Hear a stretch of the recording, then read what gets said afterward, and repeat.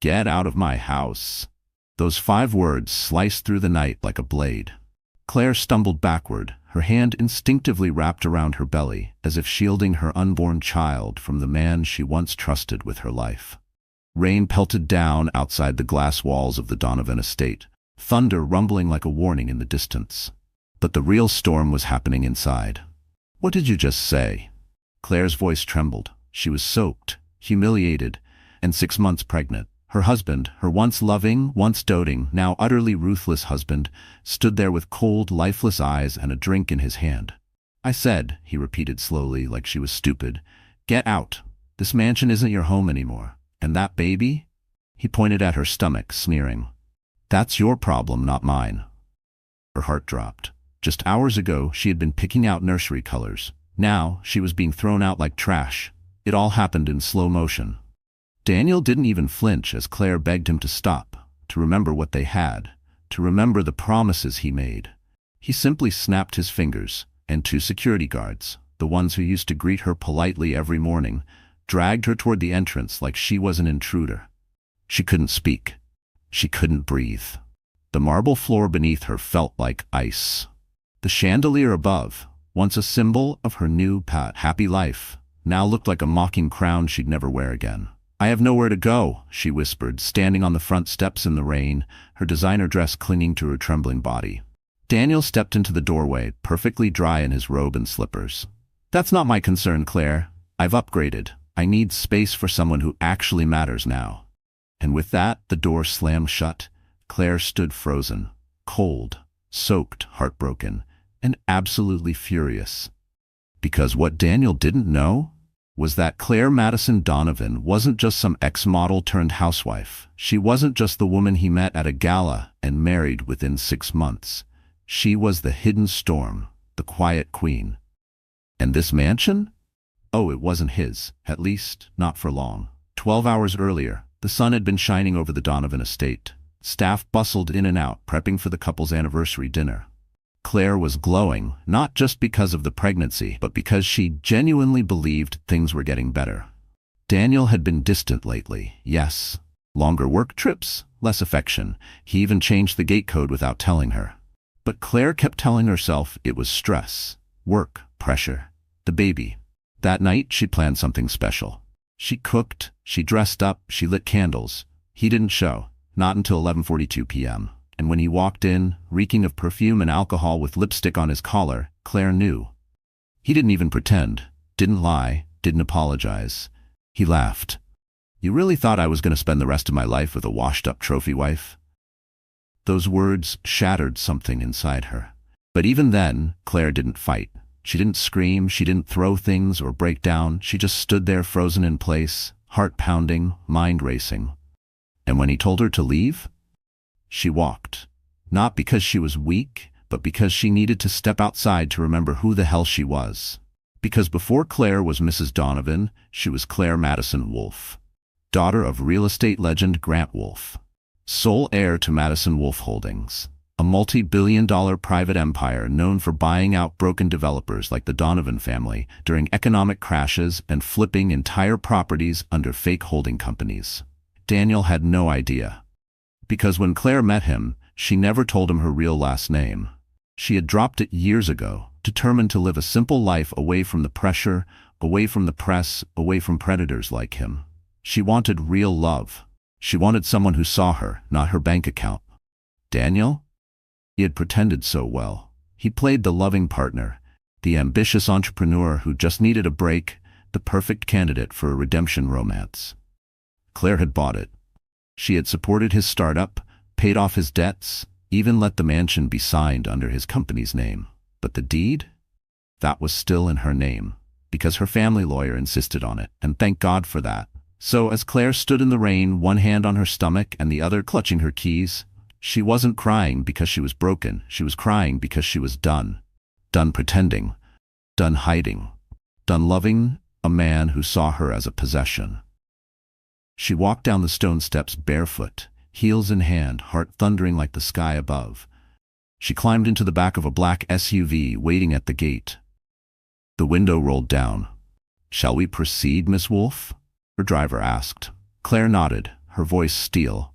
"Take me to the firm. I want the deed on my desk by sunrise." Because if Daniel thought he had seen the last of her, he was about to learn the hard way: never cross a woman with nothing to lose and everything to reclaim. Claire Madison Wolfe, age 31, occupation, former fashion model, now co-CEO of Madison Wolfe Holdings. Net worth, $3.4 billion. But if you looked at her life the past 3 years, you'd never guess.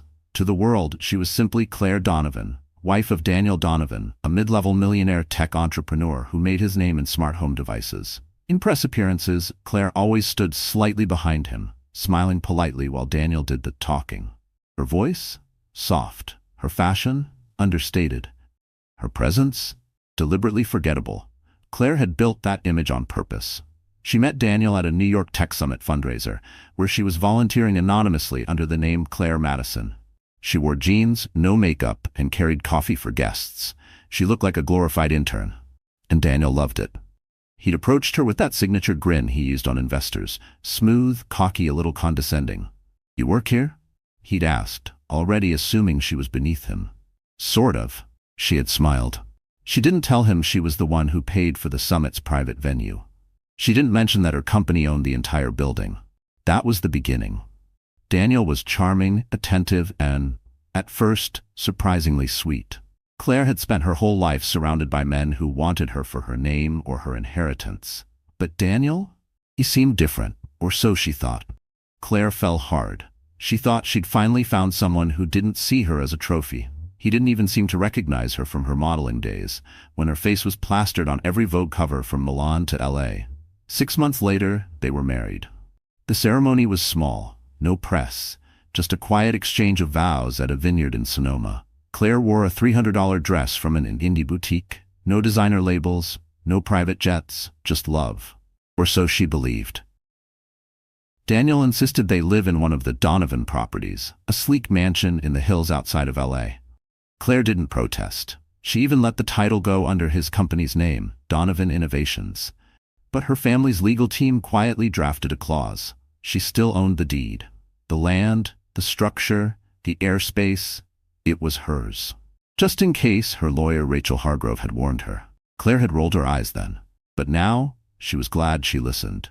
Before Claire became Daniel's wife, her life had been anything but ordinary. She was born into power, privilege, and pressure. Her father, Everett Wolfe, was one of the most feared real estate moguls on both coasts. Her mother, Celeste Madison, was a banking heiress who sat on the board of 3 global charities. From the moment Claire could walk, her schedule was filled. French tutors at 5, ballet at 6, etiquette classes by 7. By 9, she was gracing red carpets with her parents, smiling beside them like a porcelain doll. By 12, she hated it. By 16, she ran away. Well, not ran. She disappeared into the shadows of her own world, cutting ties with the press, adopting an alias, and moving to Paris to study design under a fake name. She wanted normal. She wanted silence. And she learned how to build a second life. At 19, she launched a hidden arm of her family company, a low-key investment group focused on affordable housing. She used the pseudonym Madison Clark and negotiated everything herself. By 25, that division alone was worth $600 million. But the world never knew, because Claire never wanted the spotlight.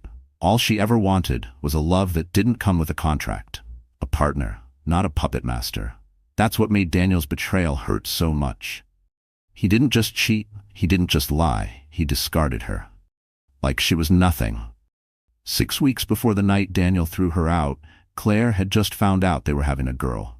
She had printed the sonogram, placed it in a small white envelope, and set it on Daniel's nightstand. She even wrote a note in her delicate cursive. "She's going to have your eyes." Daniel never mentioned it, not even the next morning. Instead, he spent that week working late. Claire stayed up every night, hoping he'd come home early just once. He didn't. One night, she cooked his favorite dinner. He never showed. She started noticing the small signs. A perfume that wasn't hers lingering on his shirts, lipstick smudges inside his shirt collar, a second phone hidden in his car. But Claire stayed silent, because part of her still believed in him. She thought he was overwhelmed, stressed, afraid of fatherhood. She didn't think he'd leave, until he did. Until he threw her out in the middle of a storm, without even looking back. The next morning, Claire wasn't just a pregnant woman with a broken heart. She was a mother, a businesswoman, a woman born of empires and built from steel. And when Daniel locked that front door behind her, he didn't realize he wasn't locking her out. He was setting her free. Because that mansion? She wasn't done with it yet. Not even close. The Donovan estate sat on 12 acres of prime Beverly Hills land, nestled behind iron gates, hidden from the world by layers of manicured hedges and imported cypress trees. It wasn't just a house, it was a statement. Designed by a world-renowned architect, the mansion boasted 14,000 square feet of minimalist luxury. Floor-to-ceiling glass walls, floating staircases made of Italian marble, and an infinity pool that seemed to spill directly into the city skyline. Inside, every detail had been curated for perfection, from the hand-blown glass chandelier in the grand foyer to the imported Egyptian limestone in the master bath. It was the kind of place meant for magazine covers, gala receptions, and power moves. And for almost 3 years, it had been Claire's home. Now, it was her battleground. That morning, the mansion was buzzing with activity. Daniel had planned a private gala for investors, celebrities, and influencers to unveil his latest project, a new smart security system that promised to revolutionize luxury safety. Catering teams moved like clockwork, arranging artisan canapés on gold-rimmed platters. Florists layered white orchids over crystal vases flown in from Thailand. A string quartet rehearsed beneath the massive glass atrium, while staff in black suits synchronized guest list iPads at the front gate. Everything had to be perfect. Daniel Donovan demanded nothing less. He stood in his office on the second floor, wearing a custom navy tuxedo tailored in Milan. His assistant fastened his Rolex while a hairstylist adjusted his sleek pompadour. "Sir, your speech notes are ready," his PR manager said. "Good," Daniel replied, adjusting his cufflinks. "Make sure the press knows I'll be announcing the new AI partnership with Fortis Tech. I want headlines by morning." He glanced out the window, watching the valet team arrange luxury cars like showroom pieces. Bentleys, Ferraris, and limited edition Rolls-Royces. The world was about to celebrate him. Again, he deserved it. At least, that's what he believed. But just beyond the gates, parked in a matte black SUV that didn't need to make a statement, Claire sat with her hands folded over her lap. Her hair was swept into a low chignon. Her makeup was flawless, elegant, sharp, calculated, not soft like before. She wore a black sheath maternity dress by Alexander McQueen, paired with a white Valentino trench. A single string of Tahitian pearls hung from her neck. To anyone else, she looked like royalty, but to Claire, it was armor. Her lawyer, Rachel Hargrove, sat beside her. Calm, unbothered, ruthless. "Ready?" Rachel asked, flipping open a thin leather binder. Claire exhaled slowly, one hand on her stomach. The baby kicked gently, like a nod of encouragement. "Let's end this." At precisely 10:02 a.m., just as Daniel was about to walk out onto his private terrace for press photos, his intercom buzzed. "Sir," a voice crackled nervously. Claire Donovan is at the gate." Daniel froze. "What?" "She's requesting entry. Says she has business." Daniel's jaw tightened. He hadn't seen Claire since the night he kicked her out. He assumed she'd run back to her broke little past and vanished. "What the hell does she want?" he muttered. "Should we turn her away?" Daniel hesitated. It was bad optics, sure, but the last thing he wanted was a scene. Let her in. Quietly. Bring her to the conference room. No media. 5 minutes later, Claire stepped onto the marble floor of the Donovan estate once again. The staff whispered. Their eyes widened. She didn't flinch. She walked straight past the murmurs, her heels tapping with precision, until she reached the oversized conference room Daniel used to impress investors. He was already there. Arms crossed, arrogant, cold. "You've got nerve," he said. "What, you missed the view?" Claire smiled gently. "No, Daniel. I just came to remind you whose view it really is." She slid a folder across the glass table. He opened it. His smirk faded. "What is this?" "The original deed," she said. "In my name, as it always was." Daniel flipped through the documents. He scanned the signatures, the dates. His hands began to shake. "This can't be right." "Oh, but it is," Rachel said, stepping forward. "You see, Claire agreed to let your LLC use the property as a placeholder, but ownership never transferred. The land, the house, the air rights, all belong to Ms. Wolfe." "You're bluffing," Daniel growled. "I've poured millions into this place. It's mine." "Actually," Claire said calmly, "it was leased temporarily. You never read the fine print, did you? Outside, the gala was beginning. Guests mingled in gowns and tuxedos, waiters passed out champagne. But inside, Daniel Donovan was unraveling. "This is fraud," he barked. "I'll sue." Claire stepped closer, eyes locked on his. "You threw your pregnant wife into the rain, Daniel. You discarded me like garbage in a house that never belonged to you. You lied. You cheated. You embarrassed me." Her voice didn't rise. It didn't need to. "You thought I was powerless, just a pretty ex-model clinging to your success. But here's the truth." She leaned in. "I built you. I bankrolled your startup. I let you live in my mansion. I let you walk around thinking you were king. A beat. But your throne was always rented." Rachel placed another folder on the table. "This is a notice of immediate eviction. Miss Wolfe is reclaiming the property." "You can't." "We can, and we are." Claire turned to leave. "Oh, and one more thing," she said, pausing at the door. "Make sure your new little girlfriend grabs her things. I hear she likes silk robes and diamond anklets. They're in the guest room." Then she walked out, straight-backed, silent. But in her wake, Daniel Donovan felt the empire he built on her shoulders collapse like a house of cards. Daniel Donovan wasn't born rich. He grew up in a cramped two-bedroom apartment in Pasadena, the youngest of three boys raised by a single mother who worked two jobs just to keep the lights on. And maybe that's why he wanted it all so badly. Money, respect, power, control. He wasn't just ambitious, he was addicted to status, craved it like oxygen. And when he met Claire, she seemed like the final piece of the puzzle. Elegant, poised, and, he assumed, harmless. He didn't know she was a wolf. All he saw was a beautiful woman with just enough mystery to spark his ego and just enough money to keep his struggling startup afloat. So he charmed her. He told her she was different. Said he didn't care about wealth or pedigree. He spoke about wanting a real life with someone grounded, someone who didn't need private jets and headlines to feel alive. Claire had bought into it, completely. And Daniel? He was playing a long game. But even in marriage, Daniel wasn't satisfied. He didn't want a partner. He wanted a prop. He wanted Claire to show up on his arm, wear the dresses he liked, smile for the cameras, and vanish when the spotlight turned off. He'd complain that she didn't do enough, even as she silently handled his legal messes, renegotiated deals behind the scenes, and paid off creditors under fake LLC names. Then came the real cracks. Daniel's ego swelled as his brand grew. He started hiring younger assistants. He changed his wardrobe, his car, his tone. He began advising influencers on side projects, many of them attractive single and very interested in upward mobility. But the moment everything truly shifted was the day he met her. Her name was Sage Bishop, an up-and-coming wellness entrepreneur with 1 million followers and a masterclass in manipulation. She slid into Daniel's DMs after he appeared on a podcast. "Loved your thoughts on leadership," she wrote. "Would love to collaborate." Daniel responded within 5 minutes. They met for coffee the next day. Then again, and again. Soon, Sage was showing up at his office unannounced. She brought organic smoothies, wore tight workout sets, and always touched his arm just a little too long when she laughed. She knew what she was doing. And so did Daniel.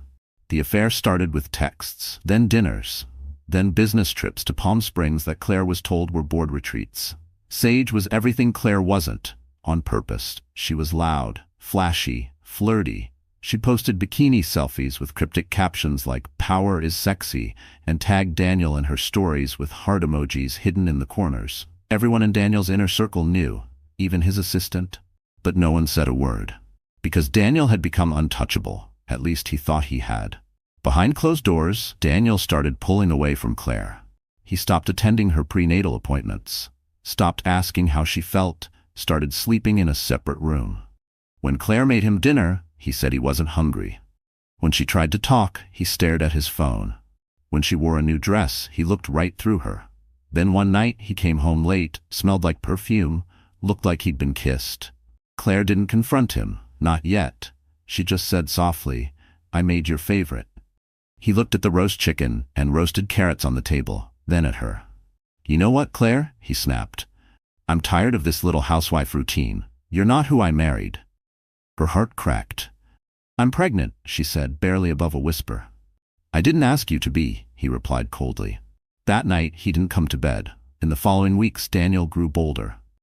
He took Sage to celebrity parties, introduced her to investors as his creative partner. He even brought her to the very restaurant where he proposed to Claire. When one of his friends asked, "Where's your wife?" Daniel smirked and said, "Oh, she's doing domestic things." Sage giggled. It was disgusting. But Sage didn't just want Daniel, she wanted everything. She wanted the house, the company, the lifestyle. And Daniel, in his arrogance, began to believe he could give it to her. Starting with replacing Claire. He began restructuring Donovan Innovations to cut Claire out of consulting deals she helped build. He called lawyers, looked into transferring property titles. What he didn't realize, what he never bothered to read, was that he couldn't move an inch without Claire's permission, because nothing was truly his. Not the land, not the house, not even the patents. Claire had protected herself from the beginning, but Daniel thought she was too soft to fight back, too in love, too pregnant, too fragile. Then came that night, the storm, the screaming, the suitcase thrown down the stairs. "Get out!" He'd yelled, and she did. He thought it was over. He poured a drink, walked into the guest room where Sage was waiting in a silk robe, and said, "She's gone." Sage smiled, curled a finger around his collar, and whispered, "Good, now let's build our empire." Daniel kissed her. He felt victorious, powerful, unstoppable. But what he didn't know was that his empire was made of glass. And Claire was already picking up the first stone. The night Daniel threw Claire out was cold, rainy, and electric, with betrayal. But the real destruction, it came the next evening. Daniel, still glowing from what he considered a clean break, was preparing to make his biggest public appearance of the year, the West Coast Founders Gala. Held annually at the ultra-exclusive Argentum Ballroom in downtown LA, the event was where tech elites, Hollywood royalty, and billionaire investors gathered under one roof to sip Cristal, exchange secrets, and flaunt their wins. This year, Daniel was one of the headliners. He was set to unveil a new product prototype, make a major donation to a veterans tech program, and he thought, reintroduce himself as a newly single, desirable bachelor with Sage by his side. He had a plan. He even practiced it in the mirror. The outfit? A crisp white tuxedo with a velvet black lapel. Custom, flashy, dramatic. The entrance? Grand. He and Sage would arrive last, after most of the press had gathered. The goal? To make Claire look like a footnote. Forgotten. Gone. But what Daniel didn't know was that Claire was already 3 steps ahead. The gala began with all the usual decadence. A red carpet rolled out from a fleet of Rolls-Royces and Maybachs. Drones hovered for aerial shots. Paparazzi crowded the entrance, shouting names and snapping flash after flash. Inside the Argentum, champagne towers shimmered under Art Deco chandeliers. A jazz band played the weekend's hits like they belonged in the 1920s. Sage walked in first, her gown, a sheer metallic number that left little to the imagination, drawing whispers and stares. Daniel followed proudly, his hand on her back like she was his prized acquisition. Reporters snapped photos. "Mr. Donovan? Is this your new muse?" Daniel smirked. "Let's just say I've upgraded." Laughter. Clicks. Headlines forming in real time. Everything was going exactly as he planned, until it wasn't. 30 minutes into the event, Daniel took the stage to thunderous applause. He gave his speech, talked about innovation, legacy, reinvention, all buzzwords, all bluff. He ended with a toast. To building a future with the ones who truly understand us. His eyes found Sage in the crowd. She winked. He raised his glass, and then the ballroom doors opened. Gasps, heads turned. The crowd parted like a scene from a movie. And there she was, Claire, 6 months pregnant, standing tall, wrapped in a red silk gown that hugged her body like it had been sewn on her skin. Her hair cascaded over her shoulder in soft waves, her lips a bold crimson that matched the dress. But it wasn't just the look, it was the presence. She wasn't the soft, sad woman Daniel threw out in the rain. She was fire in heels. And she wasn't alone. Beside her walked Victor Langston, founder of Langston Ventures, worth over $18 billion, and one of the most feared men in Silicon Valley. He wasn't just a billionaire, he was Daniel's biggest competitor. Claire didn't just come back, she came back with power. The whispers grew louder. "Is that Claire Donovan? She's glowing. Who's the guy with her? Isn't that Langston? Oh my God." Daniel's face drained of color. Sage blinked, stunned. Victor leaned down and kissed Claire on the cheek. She laughed, graceful, effortless, magnetic. A photographer caught it instantly. The flash hit Daniel in the face like a gunshot. And Claire? She turned her head, locking eyes with him from across the room. No smile, no rage, just power. Pure, cold, elegant power. The MC cleared his throat, flustered. Ladies and gentlemen, we're honored to welcome a late surprise guest, Claire Madison Wolfe, co-CEO of Madison Wolfe Holdings. More gasps, cameras turned, flashbulbs exploded. Daniel nearly dropped his champagne glass. Co-CEO? Wolfe Holdings? His brain tried to catch up with what his eyes were seeing. She wasn't just back, she had just revealed her true identity, and the entire room now knew he hadn't married a housewife. He had married a billionaire, and betrayed her, publicly. Claire stepped up to the podium. "Thank you," she began, her voice calm but commanding. "I hadn't planned on speaking tonight, but since my husband—" She paused, eyes flicking to Daniel. "Ex-husband decided to make tonight about beginnings. Let me add a chapter of my own." The room went still. "I'd like to announce a partnership between Madison Wolfe Holdings and Langston Ventures to fund over $200 million in equity for women-led tech startups. Starting tonight." Thunderous applause. Victor nodded proudly beside her. Claire smiled, then added, "We believe in investing in people who build, not those who exploit, who create, not manipulate." Another glance toward Daniel, message received. Daniel stood frozen, surrounded by his investors, now whispering about his lies. Sage stepped back from him, sensing the tide turning. Even the press began asking the real questions. Did Daniel know she was a billionaire? Was the mansion actually hers? Did he cheat on her while pregnant? And just like that, the narrative shattered. Daniel wasn't the star anymore. He was the villain in someone else's redemption arc. And Claire? She was no longer the betrayed wife. She was the queen who came back to reclaim her throne, in front of everyone who ever doubted her. The roar of applause still echoed in Claire's ears as she stepped off the stage. She walked gracefully through the crowd, head high, chin steady, posture perfect. But as the cameras clicked and the whispers swelled, something inside her was breaking. Not because she regretted what she said, not because she doubted herself, but because this wasn't how she imagined any of this. This was supposed to be a year of baby showers, not boardroom power plays. She was supposed to be choosing crib colors, not publicly humiliating her husband. The truth was, no matter how composed she looked on the outside, on the inside, she was unraveling.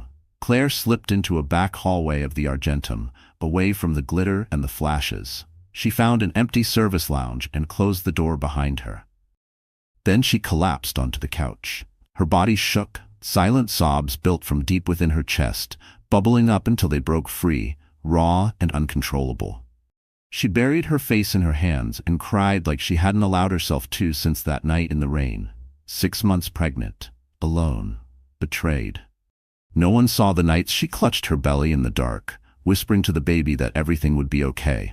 No one saw her lying awake at 3 a.m., staring at the ceiling, terrified she was bringing a child into a world full of lies. No one saw her scrolling through old photos, anniversary trips, cheesy grins, the way Daniel used to look at her like she hung the moon. And now? Now that look was gone, replaced by sneers, by Sage. And even if she had just made her grandest public move yet, Claire felt completely, painfully, utterly hollow. She didn't know how long she sat there, maybe 20 minutes, maybe an hour.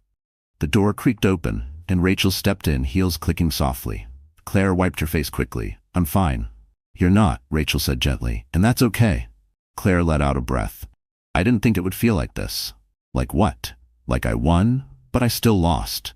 Rachel sat beside her. "You didn't lose. You reclaimed yourself. That man, he was draining your light every day you stayed with him. What you did tonight, it wasn't revenge, it was survival." "I know," Claire whispered. "It just hurts." Rachel nodded.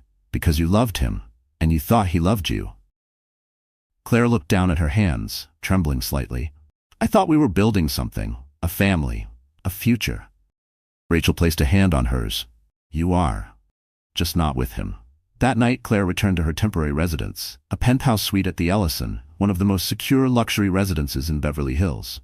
Her security team, hired quietly weeks ago, cleared the lobby and escorted her to the private elevator. Inside, the lights were low. The city glittered below, but she didn't look out. She slipped off her shoes, walked into the nursery she'd started to prepare, and stared at the tiny clothes hanging on golden hangers. Her fingers brushed over a white onesie with little stars on the sleeves, her knees buckled again. She sank to the carpeted floor and curled into herself. The silence in the room felt unbearable. Claire's phone buzzed. A message from her OB/GYN. Reminder, 28-week scan scheduled tomorrow, 10:30 a.m.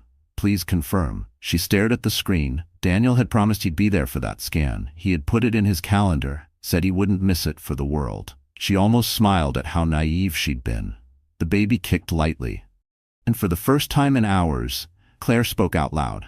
"I promise you," she whispered to her belly, "you'll never feel this kind of pain, not from me." The next morning, Claire showed up to her appointment alone. But as she sat in the waiting room, staring at the fish tank, tears welled up again. Everyone else had someone. A partner, a sister, a friend. She had bodyguards outside the building, a billion-dollar empire under her name, and legal power most people only dreamed of. But in that moment, she felt like just another pregnant woman trying to hold it together. "Claire Wolfe?" the nurse called. She stood up, fixed her shoulders, and walked into the exam room. As the cold gel touched her belly and the sonogram flickered to life, Claire's breath caught.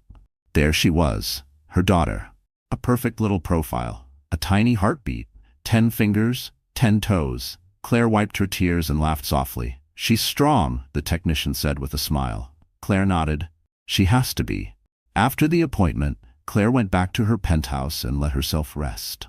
That night, she didn't check her email, didn't review any contracts. She turned off her phone, and for the first time in weeks, she allowed herself to just be a mother, a woman, a survivor. No headlines, no strategy, no war plans. Just Claire. And her baby. Because healing doesn't always look like victory laps and champagne toasts. Sometimes it looks like sitting on the floor in a nursery holding a sonogram photo and allowing yourself to cry, to break, to rebuild. And Claire? She wasn't done breaking, but she was just getting started rebuilding. 3 days after the gala, the media was in a frenzy. Pregnant ex-wife of tech mogul shocks elite gala with billionaire reveal. Claire Madison Wolfe, from quiet wife to powerhouse heiress. Who really owns the Donovan estate? Legal storm brewing after divorce twist. Claire didn't say another word publicly. She didn't need to. The press did all the talking for her. Daniel, on the other hand, was spiraling. His phone had been ringing nonstop. Lawyers, reporters, investors, even his board.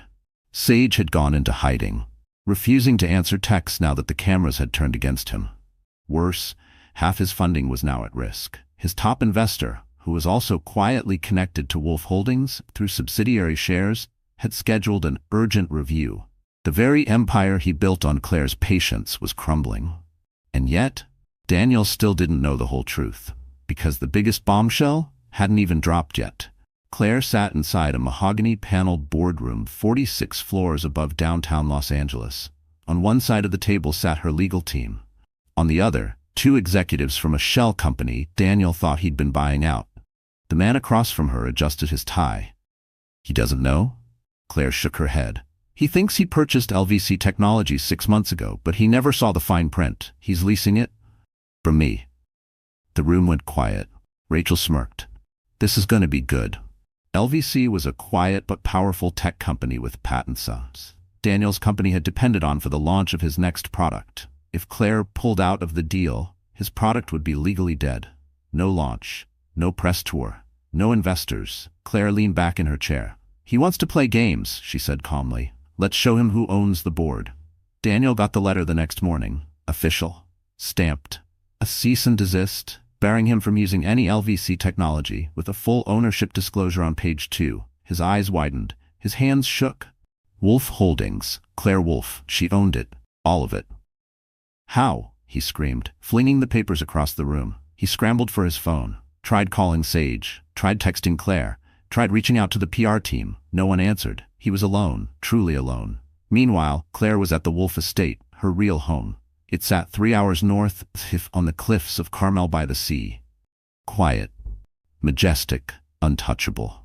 The estate had been in her family for over a century, overlooking the Pacific, surrounded by redwoods and seclusion. The gate didn't just have security. It had private armed patrol. A team of elite former intelligence operatives ran round-the-clock surveillance. Claire sat outside on the terrace watching the sun melt into the ocean. She felt a new kind of peace. Her bump was growing steadily. Her doctors visited her personally now. The nursery was being reinstalled, this time with intention. No rushed baby furniture in a cold tech mansion. No pretending. No hiding. Here, she was herself. Claire Madison Wolfe, the rightful heir to a $9 billion legacy, and now, its most dangerous guardian. Rachel arrived that evening with the latest updates. Daniel's PR team is panicking, she said, setting her briefcase on the table. He's already lost 2 investors and 1 tech partnership. The market's reacting. Claire nodded, unfazed. Let it fall. Rachel hesitated. There's one more thing. She handed Claire a small black envelope. It was from Victor Langston. Inside a simple note. Anytime you want to finish him, I'll bring the match. V. Claire smiled. She didn't need Victor, but it was nice to know she had allies. Real ones. Later that night, she walked into her study, a sprawling room lined with books, floor-to-ceiling windows, and artifacts from her family's legacy. She poured herself a cup of decaf tea and opened the Wolfe archives. Inside were files going back 70 years, her grandfather's deals, her mother's charities, and now, her legacy. She placed a new folder at the front of the cabinet. Claire Wolfe as Daniel Donovan, full record. Inside were the contracts, the lawsuits, the receipts, not just revenge, proof. She closed the drawer and whispered, "For my daughter." Because one day that little girl would ask. And Claire wanted her to know. Mom didn't just survive. She rebuilt an empire on the ashes of betrayal. The next morning, Claire received a call. Not from Daniel. From the producers of 60 Minutes. "We'd like to do a profile," the woman on the line said. "Not just on your comeback, but on the hidden life you lived as the secret billionaire wife of a tech mogul." Claire paused, then smiled. "Let's talk." She wasn't done being quiet. She wasn't hiding anymore. And Daniel? He was about to watch the whole world see the truth. She was never just his wife. She was the storm he should have never underestimated. Claire stood before the mirror in the Wolfe estate dressing room. Once her mother's, now hers. The golden lights bathed her in a soft glow, bouncing off the mirror's beveled edges. Around her hung rows of designer gowns, power suits, vintage coats, and hand-tailored ensembles, each piece a symbol of her rebirth. But tonight, Claire wasn't dressing for revenge. She was dressing for redefinition. The woman who stared back at her in the mirror no longer carried grief in her eyes. She carried clarity. Gone was the softness she once used to be liked. Gone was the fragility she leaned on to be palatable. Now she was deliberate, poised, and absolutely untouchable. 3 weeks had passed since the gala. In that time, Claire had made bold moves across the boardroom. She fired Daniel from every joint venture they once shared. She bought out the remaining shares of Donovan Innovations through a proxy and shuttered the company's future pipeline within days. She didn't scream. She didn't gloat. She signed papers, moved numbers, and let Daniel feel the slow, agonizing collapse of a kingdom he never really owned. Meanwhile, Claire built. She launched a new initiative under Wolfe Holdings, Embry, a venture fund named after the daughter she was soon to meet. Its purpose? To support single mothers launching businesses across the country. Already, it had raised $60 million, and it was only week 1. But Claire wasn't just rebuilding financially, she was rebuilding emotionally, with the help of a quiet, brilliant therapist named Ivy, someone who knew how to guide powerful women through personal destruction. Claire began healing the wounds Daniel had left behind. They weren't obvious bruises. They were subtle cuts. The constant criticism, the emotional abandonment, the way he always made her question her worth, even when she was pouring her soul into their life. "I kept shrinking so you'd feel big," Claire admitted during one session. "And who are you when you stop shrinking?" Ivy had asked. Claire stared at the ceiling. "I'm not sure yet, but I think she's powerful." That answer guided her through the next 2 weeks. She started each morning with a walk through the garden, barefoot in the dew, whispering affirmations to her unborn daughter. She began reading again, philosophy, finance, poetry. She turned off her phone after 7 p.m. She started eating full meals again. She let herself laugh without guilt. And most of all, she started forgiving herself, not for being fooled, but for staying too long. She realized the red flags were never hidden. She just kept hoping they'd change color. Then came the photo shoot. Vogue, Harper's Bazaar, and Forbes had all made offers, but Claire chose something more nuanced. A cover profile for The Edit, an elite yet thoughtful digital magazine run by women for women. The theme, rebirth, power, peace. The shoot took place at the Wolf Estate. Claire wore a flowing cream dress by Carolina Herrera in one frame, a sharply tailored pinstripe power suit in another. In one photo, she stood barefoot in the garden, holding her belly. In another, she sat behind a carved oak desk, flanked by Wolf Holdings files and a laptop open to Embry's launch dashboard. No glitz, no diamonds. Just her. Real. Resilient. Radiant. The world saw it, and they felt it. The article went viral within hours. Headlines followed. Claire Wolf, from silence to strength. She didn't just survive, she redefined power. The woman who took her life back while 6 months pregnant. And Claire? She just smiled, because she didn't need anyone's validation anymore. She had her own. One afternoon, as she was reviewing charity applications for Embry, her assistant knocked. "Miss Wolf, there's someone here to see you. Says he's family." Claire's eyebrows lifted. She walked downstairs and found Everett Wolf, her father. They hadn't spoken in over a year. He looked older, tired, but proud. "May I?" he asked, motioning toward the study. She nodded. They sat. "I saw the piece," he said finally. "You did well. You protected the name. You honored your mother." Claire looked at him carefully. "That wasn't my intention. I wasn't trying to prove anything." He smiled faintly. "That's how I know you've become who I hoped you would." A beat passed. "You were right to leave," he added, "but I'm glad you came back." Claire didn't cry. She didn't break. But she reached across the table and held her father's hand. And in that moment, something inside her, something old and quiet, healed. That evening, Claire sat alone on the balcony. The sky was orange and lavender, bleeding into night. She held a photo in her lap, an ultrasound from that morning. Her daughter's profile had changed, sharpened, grown. She was almost here. And so was Claire. Not the version Daniel had married, not the woman who stayed small, but the one who knew her worth, who carried legacies in her blood, and who had burned every version of herself that ever settled. The transformation wasn't loud. It wasn't glittery. It was steady, quiet, sure, like a sunrise over steel. And Claire Wolf was ready. It was a Thursday afternoon when the official invitation hit inboxes across Los Angeles' elite. Founders and Futures Summit, hosted by Wolf Holdings. Venue, the Donovan Estate.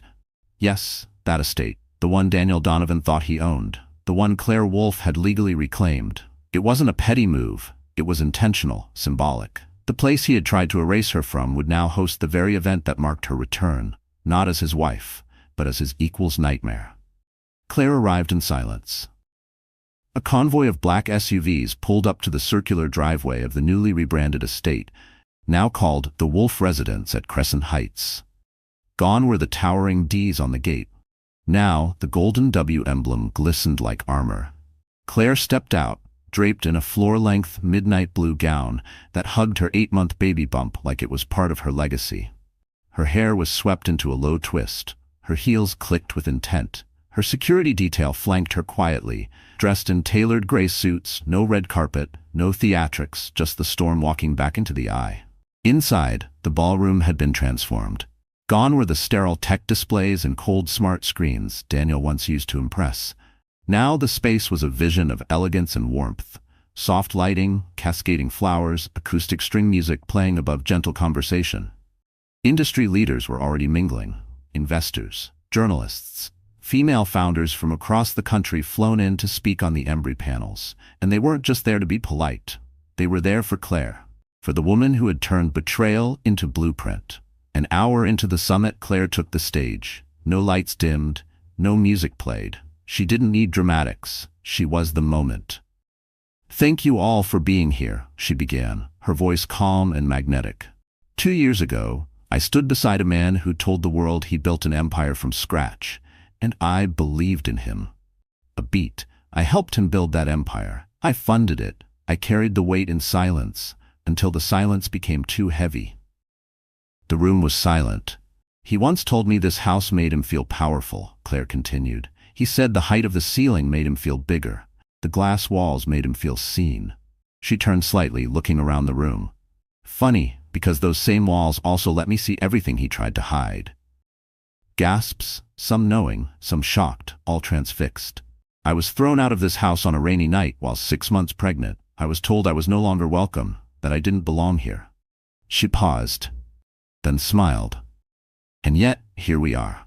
Across the room, Daniel stood in the shadows. He had not been invited, but of course he came. He wore a navy suit, badly wrinkled, his once polished look now slightly desperate. Sage was nowhere in sight. He watched her, jaw clenched, eyes burning. She was radiant, powerful, untouchable, and worst of all, respected. Claire gestured toward the crowd. This summit is not about what I lost, it's about what I gained when I finally stopped shrinking. Applause erupted. She waited, then delivered the final blow. I'd like to invite you all to the exhibit room next door. There you'll see the full story. Documents, emails, financial trails of how women's labor is too often erased. How support is rebranded as dependency. How silence is mistaken for ignorance. Everyone turned. The doors to the adjacent room opened. Inside was a timeline. Claire and Daniel's startup days. Claire's silent contributions. Legal ownership papers. Emails where Daniel mocked her behind her back. One quote was printed in giant black letters above a photo of the estate. She's just a pretty face with no business sense. She should be grateful I let her stay. Daniel Donovan, internal email. Daniel's face turned ghostly white.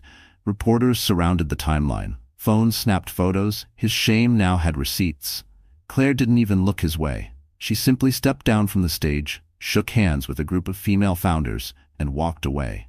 That was her revenge, not rage, exposure, in her home, on her terms. Later that evening, Claire sat on the back terrace, watching the last guests leave. Rachel joined her, sipping white tea. You really just ended that man's career, she said. No, Claire replied. He ended it himself. I just made it visible. Rachel smirked. And what now? Claire placed her hands on her belly, feeling a strong kick. Now we grow, she said. Not just companies, legacies. A few moments later, Victor Langston approached. He handed Claire a small velvet box. Inside was a wolf-branded key. A little something, he said. It's a 5-acre site in Napa for Embry's West Coast Retreat Center, fully funded. Claire looked up, stunned. Why? Victor smiled. Because you reminded the world what real power looks like, she nodded slowly. And because you know this story isn't over, Victor chuckled. No, Claire, this was just the prequel. As night fell, the wolf residence shimmered like it was newly alive, no longer a prison of betrayal, but a monument to rebirth. And Claire? She didn't just walk back in. She walked through every room she was once kicked out of, and left the door open for other women to follow. The sun was rising over the Pacific, casting golden light through the giant windows of Claire Wolfe's estate. She stood on the balcony, wrapped in a soft cashmere robe, one hand cradling her baby bump, the other holding a cup of warm tea. The world was quiet, but her story was louder than ever. It had been 2 months since the summit at the former Donovan mansion. Since the night she turned a moment of betrayal into a movement of empowerment. The media had moved from gossip to admiration. Claire Wolfe wasn't just a scandal headline anymore. She was a force. Her interview with 60 Minutes had aired last Sunday, drawing millions of viewers. Her journey, from a silenced wife to a global symbol of resilience, resonated far beyond tech circles or Hollywood gossip. And now she was preparing for her next chapter. Not as Daniel Donovan's ex-wife. Not as the girl with the hidden billions. But as the mother of a daughter she would raise to know her worth, before the world tried to take it from her. Inside, Claire sat in her study, penning a letter. Not for publication, not for lawyers, just for her daughter. To be read when she turned 18. My dearest Embry, you came into my life during the storm. You grew inside me while the world tried to convince me I was small, disposable, naive, but you were my anchor, my reason, my strength when I thought I had none left. One day you'll ask why I stayed with your father so long, why I trusted a man who didn't see my value, and I'll tell you the truth. I stayed because I believed in the version of him I first met. Because I believed love could heal, fix, transform. But love doesn't work without truth, without respect, without partnership. And I want you to know, if you ever find yourself in a space where you are constantly dimming your light to keep someone else comfortable, it's okay to walk away, even if you're scared, even if you're alone, because your power is not in who chooses you, it's in who you choose to become. She folded the letter carefully, placed it in an envelope marked "To Embry on her 18th birthday," and locked it in her legacy box. A few hours later, Claire headed to Wolf HQ to meet with the Embry team. The foundation had exploded in reach. Over 3,000 applications had flooded in from single mothers across the globe, women with brilliant ideas, desperate circumstances, and nowhere to turn. Claire read each story like scripture. She didn't just offer checks, she offered mentorship, legal guidance, funding with dignity. These women weren't cases. They were Claire, in different forms: fighters, survivors, mothers. The office buzzed as Claire walked in, greeted with smiles and admiration, but not worship. Her leadership style wasn't about ego. It was about space. She didn't sit at the head of the table anymore. She sat beside her team, because the new version of Claire Wolf didn't lead from above, she led from within. That weekend, she gave a keynote at a global women's summit. Not in a designer gown, not with glitz or flash. She wore a simple black dress, flat shoes, and a necklace her mother once wore during her first charity speech in 1984. She stood tall, visibly pregnant, glowing with grace, and she told her truth. "I was once taught that strength meant silence," she said. "That dignity meant enduring quietly. That grace meant never making a scene, even when you were bleeding emotionally." She paused. "But strength, I've learned, is not how long you can suffer. It's how boldly you rise after someone tries to bury you." Applause swelled. Dignity is not about staying when you're being disrespected. It's in walking away with your head held high, even when your knees are shaking. The crowd leaned in. And grace? Grace is not weakness. Grace is being able to tell your story without bitterness, to rebuild without revenge, and to still believe in love, even after you've been betrayed by it. A tear slipped down her cheek. She didn't wipe it. She let it be seen. Because healing isn't shameful, it's human. After the speech, women lined up for hugs, not autographs. They told her about their divorces, their miscarriages, their betrayals, their silent sufferings. And one by one, Claire reminded each of them, "You are not weak for being broken. You are powerful for rebuilding." That night, Claire went into labor. It was early, but not dangerously so. The contractions started slow, then stronger. She was rushed to her private hospital suite, surrounded by the best doctors, her team, and a midwife who had delivered generations of wolf children. And just after midnight, under soft lights and steady breath, Embry Wolf entered the world. 7 pounds, 10 ounces, eyes wide open. She didn't cry at first. She looked around, curious, brave, still, like she already knew she came from a line of women who refused to shrink. Claire held her daughter, tears slipping freely. "You're safe now," she whispered. "And I promise, this world won't teach you that love is earned through silence, or that worth is given by someone else's approval." She kissed Embry's forehead. "You were born from fire, but you'll grow in light." A week later, Claire announced that she would be stepping back from public life, at least for a while. Not because she was retreating, but because she had won. And now it was time to rest, to raise, to enjoy. The battle was over, and the empire, it was thriving. In the end, Claire Wolf didn't just survive a public betrayal. She turned it into a blueprint for freedom, for healing, for women who forgot their worth.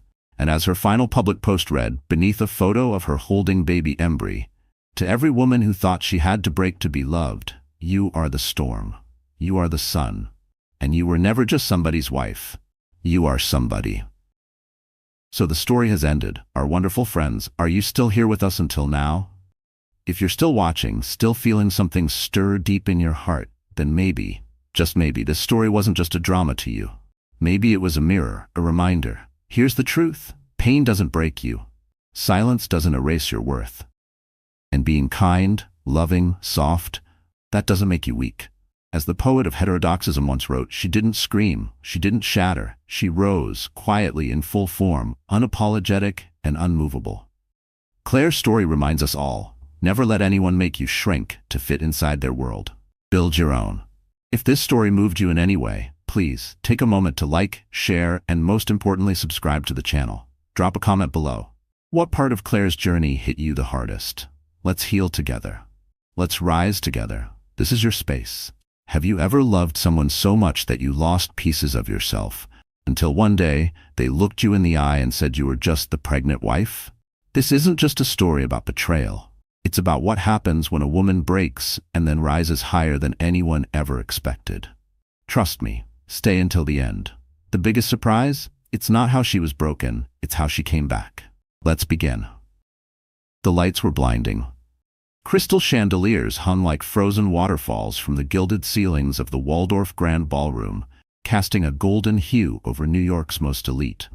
Champagne flutes clinked, cameras flashed, and violinists played something soft and expensive. But no one heard the music anymore.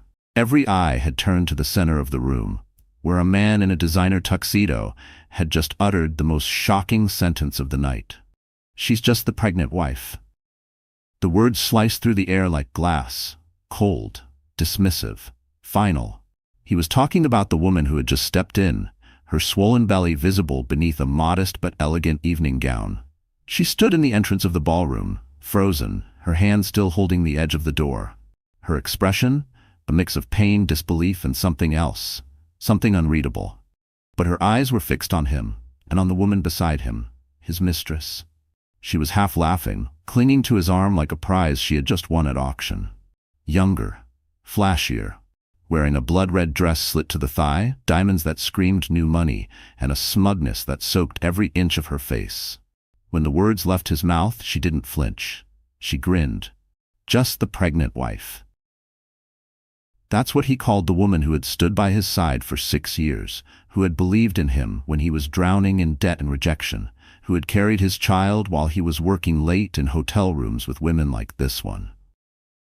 That's what he called the woman who had built him up, who had held his hand through bankruptcy court, who had cooked dinner from scratch in a kitchen with broken tiles, while he promised the future would be different. And now, under the shimmer of $1,000 chandelier, surrounded by journalists, CEOs, and socialites, he threw her away. Not in private, not gently, not even with a fake apology, but like trash. Just the pregnant wife. A murmur spread through the crowd. Eyes darted between the three of them. Some people looked away out of pity. Some didn't hide their smirks. The cameras, of course, didn't miss a second. She didn't cry, not yet. She stood there, one hand resting over her belly like a shield. Her face was pale, but her chin didn't tremble. Her voice didn't break. She looked him in the eye and said nothing. The silence was heavier than any scream could have been. A security guard moved forward awkwardly, unsure of whether to escort her out or help her in. She turned on her heels before they could decide. No scene, no drama, just the echo of her heels clicking against marble as she walked away, her figure slowly swallowed by the shadows of the grand hallway. But what no one knew, not her husband, not his mistress, not the gossip-hungry guests sipping $800 wine, was that this wasn't the end of the story. It was the beginning. Because that night, while the millionaire basked in his cruelty and his mistress gloated in victory, they didn't realize the woman they had humiliated had power they never saw coming. And before sunrise, he would lose more than his dignity. He would lose half his fortune. He met her when he had nothing. He was 29, broke, hungry for status, and barely clinging to the bottom rung of a second-tier finance firm. She was working part-time at a local law library, studying for her bar exam, barely able to afford rent. They were both nobodies, dreamers in a city that devoured people like them. They met over spilled coffee and shared disappointment. He liked her calm, her kindness, the way she saw through his arrogance and still rooted for him. She liked his ambition, his promises, the fire in his voice when he talked about making it big. For a while it worked. They got married in a courthouse on a rainy Tuesday afternoon, using borrowed shoes and a dress from a consignment store. They couldn't afford a honeymoon, but they had each other. And then he hit it big. A tech investment that paid off, a company acquisition that tripled in value overnight. He went from ramen noodles to rooftop brunches, from subway rides to private drivers, from asking for meetings to rejecting Harvard grads. And somewhere in the climb, he left her behind. Not physically.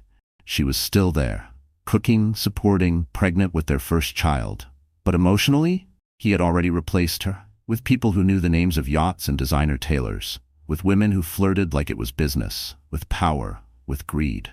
The night of the gala was supposed to be their announcement party, a baby, a celebration, a new chapter. But he had different plans. He brought his mistress, told the press she was his inspiration, ignored every question about his wife, and when someone finally dared to ask, "Where's your wife tonight?" he smirked and said it. "She's just the pregnant wife." Those 5 words would become a headline, but more importantly, they would become his downfall. Because what he didn't know? She wasn't just a pregnant wife, and by tomorrow, she would be the woman who took everything back and made him regret everything he ever said. Her name was Ava Lane. She was 31 years old, 6 months pregnant, and until tonight believed she was married to the love of her life. Ava wasn't born into privilege, nor did she crave it. She grew up in a small town in Vermont, the daughter of a school teacher and a mechanic. Her childhood was filled with secondhand books, Sunday potlucks, and snow days spent building forts with her younger brother. Money was tight, but their home was rich in something rarer: love, honesty, and quiet resilience. She was always the smart one, the girl who read entire novels before her classmates finished chapter 1. The one who stayed after school to help others study. People in town said she was too big for this place, and maybe they were right. After graduating valedictorian, Ava earned a full scholarship to Columbia University, packed her thrift store suitcase, and never looked back.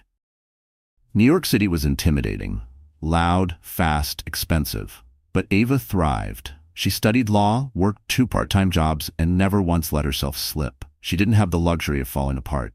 She had dreams, timelines, goals, no distractions. And then she met Jason. Jason Hale was everything she wasn't used to: charming, magnetic, loud. He worked in a boutique investment firm and carried himself like the city owed him something.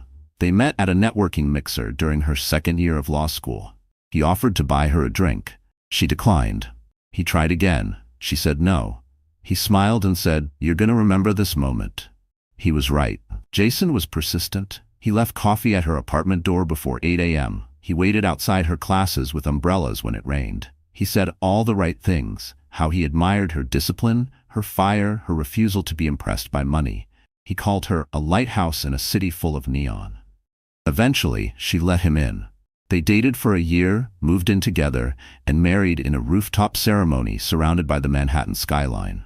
It wasn't fancy, but it was beautiful. Friends called them power couple potential. She passed the bar exam. He landed a partner track. They toasted their future with cheap champagne and big dreams. For a while, Ava was happy. They bought a cozy brownstone in Brooklyn, adopted a rescue dog, spent Sundays making pancakes in their pajamas. Jason would come home from work late, exhausted but smiling, and Ava would rub his shoulders while they talked about baby names, even before they were trying. But little by little, something shifted. It started with late-night work meetings, the kind that didn't show up on his calendar. Then came the mood swings, the distance, the sudden obsession with appearance, status, prestige. He started calling her predictable. Too serious. He said she didn't understand ambition anymore. And then the mistress. Ava didn't find out from Jason. She found out from an anonymous email, sent from a burner address. Just one line and a photo. "Your husband's working late again." Attached was a blurry shot of Jason leaning across a table at a high-end restaurant, holding hands with a woman half her age. His wedding ring was off. Ava stared at the photo for over an hour. She didn't cry. She didn't scream. She just sat there, hand on her belly, wondering what kind of man cheats on his pregnant wife. Still, she didn't confront him. Not yet. She needed proof. She needed a plan. Ava wasn't just smart, she was strategic. She started documenting everything, logging his whereabouts, tracking his expenses, speaking to a divorce attorney on her lunch breaks. She didn't want revenge. She wanted an exit. But then came the gala. Jason begged her not to come, said she looked tired, that the event was too much for someone in her condition.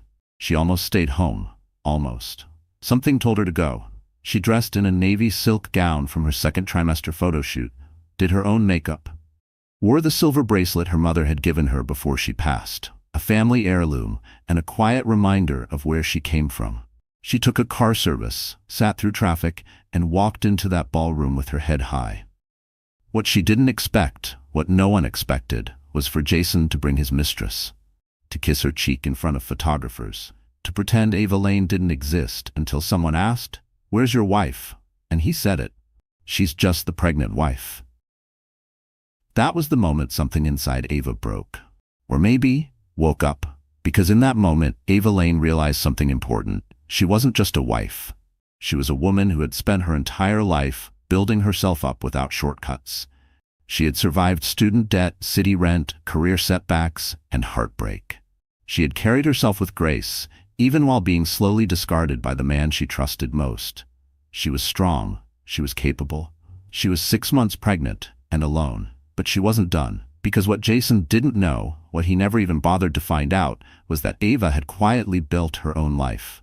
Her own savings. Her own network. She was one of the most respected junior litigation consultants in her firm. She had contacts in finance, tech, law, and media. She had power. She had leverage. She had options. And from that night forward, she would start using them. The Bright Futures Gala wasn't just an event.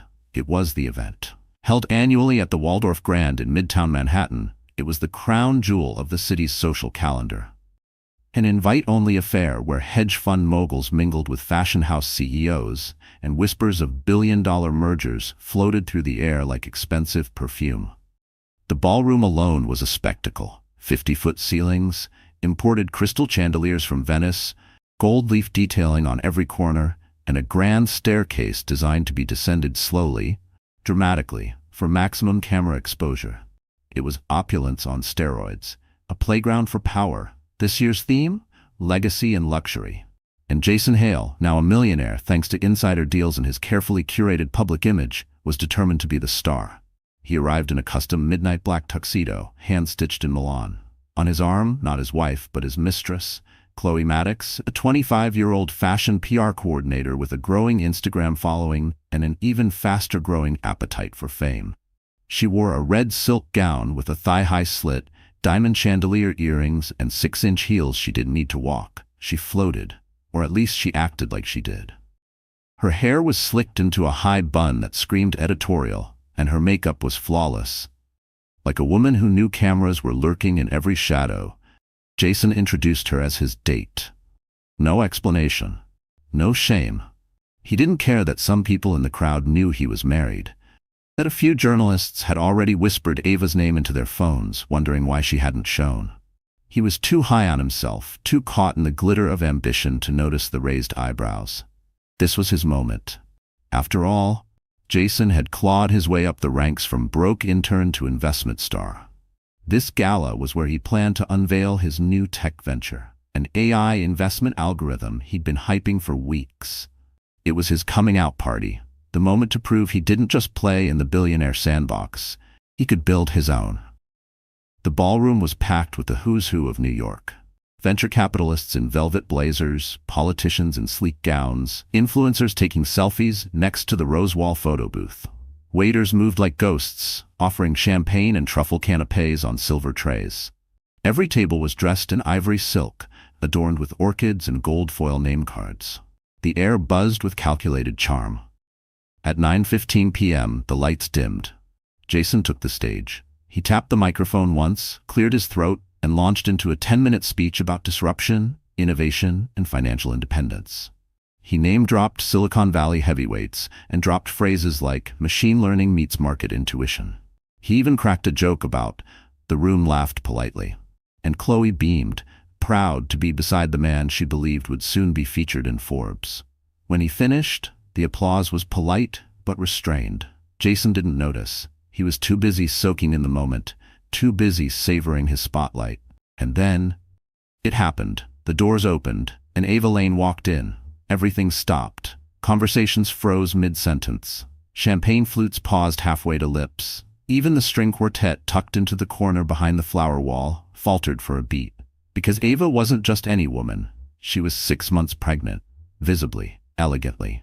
She wore a deep sapphire gown that draped over her belly like liquid silk. Her hair was swept into soft waves, and around her neck hung a simple diamond pendant, small, tasteful, and far more powerful than any of the oversized rocks glittering in the room. Her face held no expression, but her presence thundered through the space. She didn't storm in, she didn't raise her voice, she simply arrived. And that made it worse, because it meant she was meant to be here. She wasn't some scorned wife crashing a party. She had an engraved invitation, a table reserved under her name. A place in this world Jason had tried to erase her from. Chloe's hand clamped tighter around Jason's arm. He stiffened. "What is she doing here?" Chloe hissed, her voice low, panicked. Jason didn't answer. His jaw tightened, his carefully rehearsed smirk faded. Because in that moment, surrounded by wealth, power, and the woman he thought he could humiliate into silence, he realized something terrifying. Ava was not here to beg. She was here to watch. She made no scene. She didn't approach the stage. She didn't confront him or Chloe. She simply walked to her table, table 9, reserved for Mrs. Ava Hale, and sat down, alone, composed.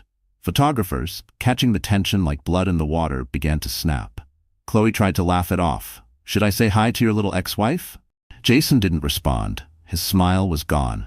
Across the ballroom, guests began to murmur. Eyes darted between the trio. It was obvious now. Jason had brought his mistress to the same event his pregnant wife was scheduled to attend. The betrayal wasn't whispered behind closed doors anymore. It was documented. Public. Ava turned her head once, just enough to meet Jason's eyes. She didn't smile. She didn't blink. Jason looked away first, because for all his power, all his bravado, all his charm, he was now the man who had publicly humiliated a pregnant woman. And not just any pregnant woman, his pregnant wife. Chloe Maddox was not the type of woman you met by accident. She made sure of that. Everything about her was curated, from the casual tussle of her honey blonde waves to the designer heels she rented for social events she couldn't quite afford yet. At 25, Chloe had already mastered the art of proximity, staying close enough to power to be noticed, but far enough to avoid accountability. She wasn't rich, not yet, but she had something more useful in elite circles. Ambition without hesitation. Her path to Jason Hale didn't begin with love. It began with strategy. Chloe grew up in Kansas City. Her father ran a roofing company. Her mother worked night shifts at a hospital. She learned early that life wasn't fair, and if you wanted something, you had to take it. While other girls collected dolls, Chloe collected fashion magazines. She would sit on her bedroom floor, flipping through the pages of Vogue, memorizing designers, trends, and how the rich posed for cameras. She knew she didn't belong in her world, and she never intended to stay there. At 18, she moved to New York with a fake Prada bag and a real plan. She started working coat check at a luxury hotel in Midtown.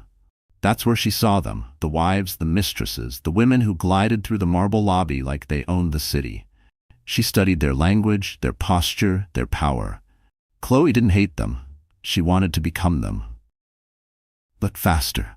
So she climbed, one connection at a time. She dated junior executives, networked at gallery openings, and attended charity events as a +1 until she became someone worth inviting in her own right. Eventually, she landed a PR job at a fashion startup run by a second-tier heiress. It paid peanuts, but the perks, designer samples, backstage passes, influencer brunches, were gold. And that's where she met Jason. He came to a panel she helped coordinate, hosted by a VC firm backing the startup. Jason arrived late, distracted, barely looking at anyone. Chloe saw his name tag, recognized it from finance headlines, and offered him a seat. "Mr. Hale," she smiled, handing him a cocktail.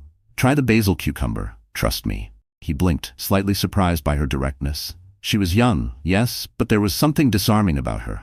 Confident, crisp, pretty, obviously. But more than that, unapologetically hungry, he stayed after the event to talk to her. She didn't gush. She didn't ask questions about his company like the other women had. Instead, she leaned in and asked something else. "Does it ever get boring?" Jason blinked. "What?" "Winning, climbing, impressing people who already decided they liked you? Doesn't it all feel fake sometimes?" That was the moment it began. He took her to lunch the next week. Then dinner. Then private strategy meetings in upscale hotels. Jason told himself it wasn't serious. She was fun, easy. She didn't nag him about his work hours or complain about his phone addiction. She didn't ask when he'd be home. She made him feel new. What Chloe gave Jason wasn't love, it was escape. A break from responsibility, from adulthood, from the weight of fatherhood looming in the distance. Ava reminded him of mortgages and baby names. Chloe reminded him of ambition without consequences. But Chloe wasn't just some naive girl dazzled by money. She knew exactly what she was doing. She never asked about Ava, never brought up the baby. That wasn't her role. She knew her value came from being different, from offering Jason a space where he didn't have to be a husband or a soon-to-be father or even a decent man. She offered him freedom, and she demanded nothing in return, except one thing: be seen. Chloe didn't want to be a secret. She had too much pride for that. She gave Jason an ultimatum after 2 months of sneaking around. "If I'm good enough to sleep with," she said, "I'm good enough to stand next to you." Jason hesitated at first, not because of guilt.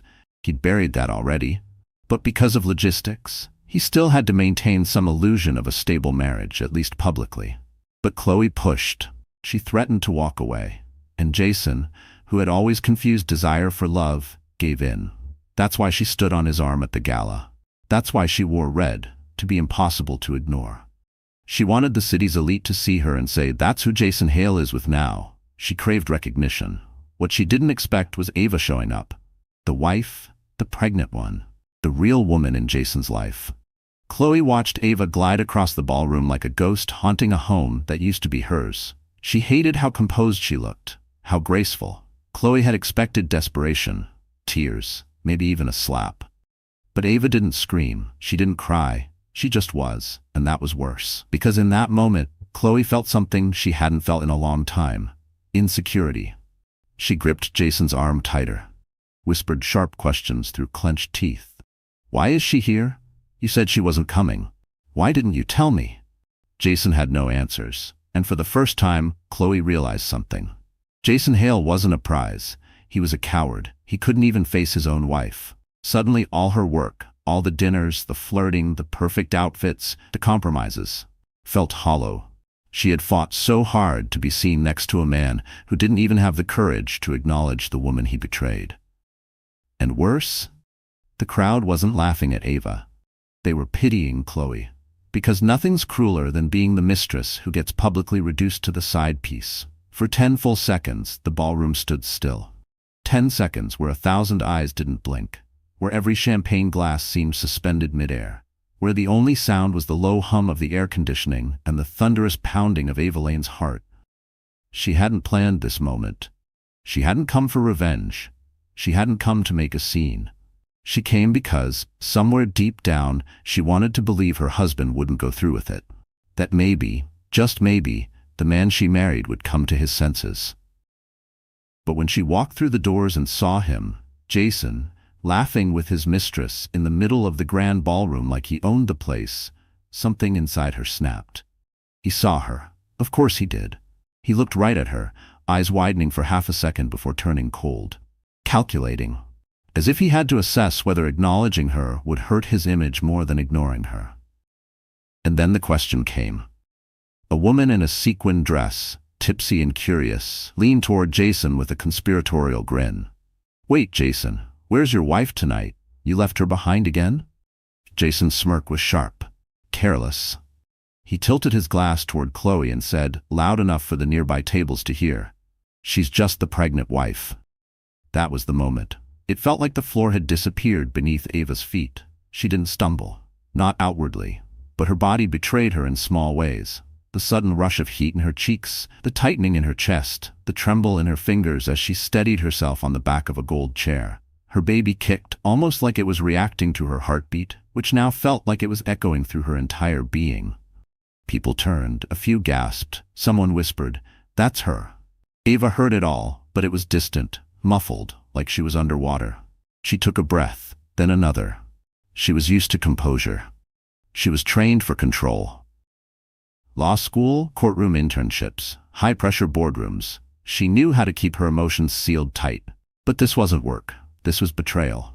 Raw and public, and she was carrying this man's child. Her knees buckled slightly as she tried to take a step forward. A kind woman, someone Ava didn't know, reached out instinctively to catch her arm. Ava managed a faint thank you before steadying herself and slowly making her way toward the nearest exit. The cameras clicked. Flashes followed her like a trail of scars. She didn't cry, not yet.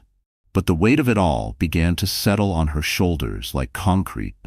Her breath shortened, her skin tingled. Her vision blurred at the edges. Outside the ballroom, the hallway was quieter, darker, lined with heavy velvet curtains and antique gold mirrors. Ava found herself standing in front of one of those mirrors, staring at a version of herself she barely recognized. Who was this woman? Tired eyes, pale skin, trembling lips, a navy gown that suddenly felt too tight, too formal. Her hand instinctively rested over her belly, and for the first time in her pregnancy, she didn't feel joy. She felt exposed, humiliated. She pressed her palms to the cool marble of the wall, steadying her breathing. Behind her, the ballroom music resumed. The conversation picked up again, as if nothing had happened, as if the betrayal of a pregnant wife was just a momentary interruption in a glittering evening of deals, drinks, and decadence. The cruelty of it all crashed down on her. She wasn't just abandoned, she was erased. She had been replaced, not quietly, not behind closed doors, but right there, in the heart of Manhattan's most elite crowd. A crowd where she used to belong, where she had once been introduced proudly as Jason Hale's brilliant wife. Now she was reduced to a footnote, a whisper, a tragedy people would gossip about in salons and group chats the next morning. She didn't know how long she stood there, long enough for the tears to finally come. Slow at first, then fast, and ugly. She let them fall. She allowed herself 5 full minutes of heartbreak, because that's all she could afford. And then she pulled out her phone. There were 3 missed calls from her sister, 2 texts from her best friend, and 1 email from her divorce attorney. Subject line, urgent. But she didn't answer any of them. She opened her camera, stared into the lens, took a photo, her face blotchy, her eyes red, her expression shattered. Then she wrote a message underneath. This is what betrayal looks like. I won't stay quiet anymore. She didn't post it, not yet, but she saved it, because deep down she knew this moment, this exact moment, would mark the end of one chapter and the start of something else. Something powerful. She wiped her face, fixed her posture, smoothed her gown, and walked down the hallway, not toward the exit, but toward the future. She would not collapse, not forever, because she was done being just the pregnant wife. Rain pelted the windows of the hotel suite like tiny fists, each drop echoing the storm that raged inside Natalie's heart. She hadn't slept since the gala. Every time she closed her eyes, she saw Mason's arm draped around Claudia, saw his lips curl with smugness as he whispered, "She's just the pregnant wife." That phrase repeated in her mind like a cruel chant, slicing through what remained of her composure. She sat on the edge of the massive bed, still wearing the black satin gown from the night before, now wrinkled and clinging to her like a memory she couldn't peel off. Mascara had dried into streaks down her cheeks. Her swollen belly rose and fell with each shaky breath, the baby inside her a constant, innocent reminder that she couldn't afford to break. But she was breaking, slowly, painfully. On the nightstand, her phone buzzed again, another message from Mason. "Come home. Stop being dramatic. Dramatic." That was the word he used. As if her entire world hadn't just imploded under the weight of his betrayal, Natalie didn't reply. She stood slowly, legs trembling, and crossed the suite to the large mirror. What stared back at her didn't look like the woman who had smiled at Mason in their wedding photos. Her eyes were hollow, her mouth a flat line of defeat, and the small baby bump, once a source of joy, now looked like a burden she carried alone. Her hands touched her belly. "I'm sorry," she whispered, her voice cracking. "You didn't ask for this." The silence of the room was broken only by the hum of the air conditioner, a luxury suite that felt colder than any place she'd ever been. She flashed back to the gala again. She'd been so excited. She had planned for weeks, the dress, the shoes, even the timing of her entrance. Mason had promised they'd make an announcement together. "Let the world know we're having a child," he'd said. But instead, he had paraded Claudia around like royalty, introducing her to board members and shareholders, letting whispers of new CFO's fiancé float through the ballroom like confetti. When Natalie approached him, hand on her stomach, he had the gall to laugh. "Let's not make a scene, Natalie," he'd whispered. "This is a business event." "But I'm your wife." He shrugged. Not for much longer. And then the final dagger, his careless chuckle to Claudia, loud enough for everyone nearby to hear. "She's just the pregnant wife." Just, it was that word that finally shattered Natalie. Back in the suite, Natalie pulled open the mini fridge, grabbed a bottle of water, and tried to steady herself. But her knees gave out. She sank to the floor, the cold tiles against her skin grounding her, her hands trembling as she tried to breathe. The panic was rising. Her chest tightened. It felt like drowning in air. She gasped. No, not now. Her hand reached for her phone, but not to call Mason.